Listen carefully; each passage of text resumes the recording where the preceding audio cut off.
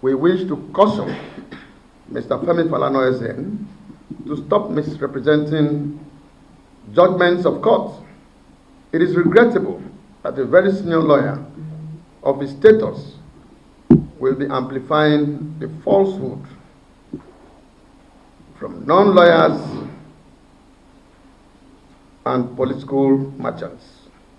Falana lied about the dates of the judgment of Honorable Justice J.K. Omotosho and the purported defection that never took place with the intention of misleading the public.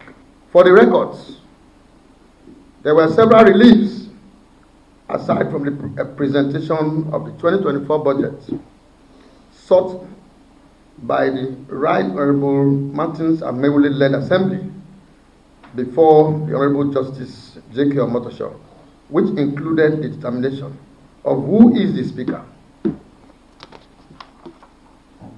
and members of the Rivers State House of Assembly, non-interference by the Governor of Rivers State with the activities and functions of the Martins-led Assembly, protection by the Inspector General of Police to ensure adequate security for them to carry out their duties.